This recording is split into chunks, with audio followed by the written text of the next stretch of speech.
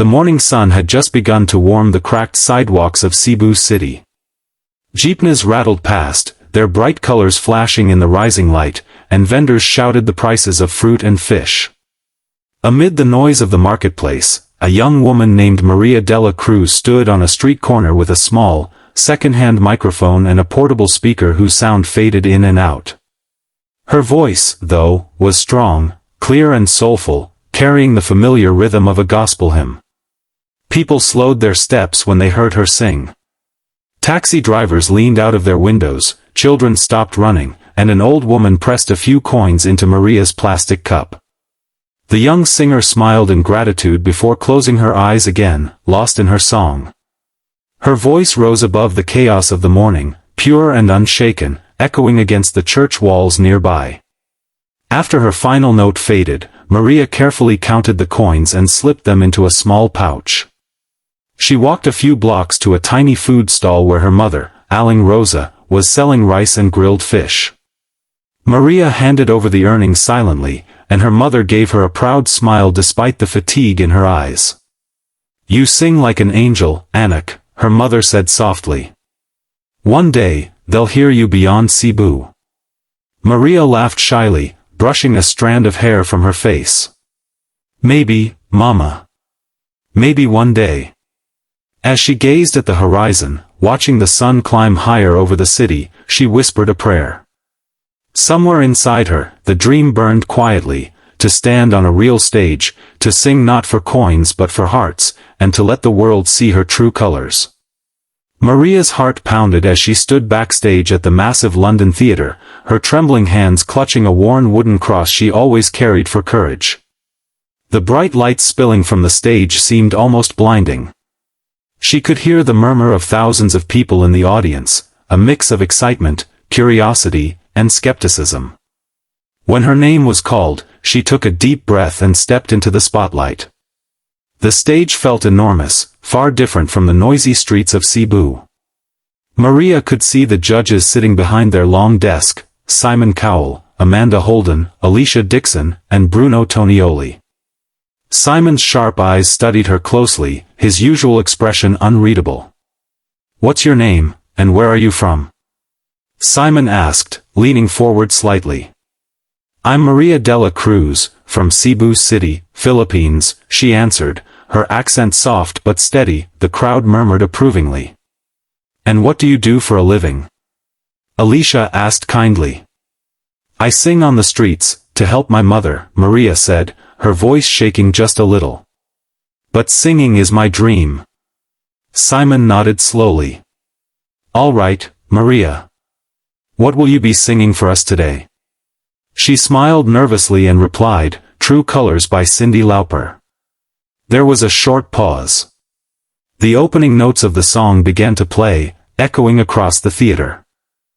Maria closed her eyes, remembering the streets of Cebu, the people who stopped to listen, and her mother's proud smile. The first line left her lips, soft, trembling, and pure. In that instant, the noise of the world disappeared. It was just Maria, the light, and the song that carried every hope she had ever held. The first note of "True Colors" floated gently through the air, trembling at first but filled with quiet strength. Maria's voice, soft and pure, seemed to touch every corner of the grand theater. The audience fell silent almost instantly. The bright lights glowed against her tearful eyes as she sang, each word carrying years of struggle, faith, and hope. "I see your true colors shining through." Her accent gave the song a unique beauty, raw and honest. Every lyric seemed to tell her own story, the poverty she had faced, the mornings singing on the streets, the prayers whispered in secret. Her voice grew stronger with each verse, rising above her fears. The camera zoomed in on Simon Cowell. His expression, usually stern and guarded, softened. His eyes glistened as he leaned forward, visibly moved. Amanda placed a hand over her heart, and a few audience members began wiping their eyes. Maria reached the final chorus, her voice breaking slightly but holding firm, glowing with emotion. "Don't be afraid to let them show, your true colors are beautiful, like a rainbow." As the last note lingered, there was a brief silence, that magical, breathless moment before the world reacts. Then, the entire theater erupted into applause. People stood, cheering and shouting her name. Some were crying.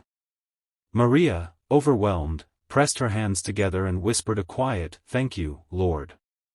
She had no words, only tears and trembling smiles. The girl from the streets of Cebu had just conquered a world stage, not with fame or wealth, but with honesty, a heart full of song and faith shining through. The applause thundered through the theater, echoing like a wave of pure emotion. Maria stood frozen, her hands clasped to her chest, tears streaming down her cheeks. She couldn't believe what she was hearing, a standing ovation from thousands of people, something she had only imagined in her dreams back in Cebu. Simon Cowell, known for his sharp critiques and unshakable composure, sat motionless for a moment. Then, slowly, he stood up. The crowd gasped. Simon hardly ever stood. His eyes glistened under the lights, and for a second, he had to look away to compose himself. "Maria," he said finally, his voice unusually soft, "I've heard a lot of singers in my life, but, what you just did, that came from a place deeper than talent.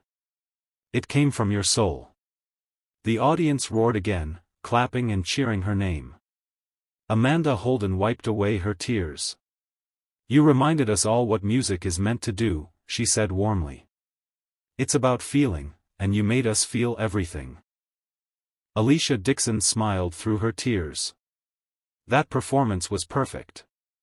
You sang not to impress, but to connect, and that's what true artists do." When Bruno Tonioli jumped up, clapping wildly, Simon laughed softly. "Maria," he continued, leaning closer, "you have something special, a voice that heals. You're going to change your life with that voice." He pressed his buzzer and said, "It's a yes from me." One by one, the other judges shouted, "Yes," until all four golden lights glowed brightly. The crowd cheered louder than ever. Maria covered her face, sobbing with joy. Between her tears, she whispered a prayer of thanks, not just for the yes, but for being seen, for being heard. Weeks later, the streets of Cebu buzzed with excitement.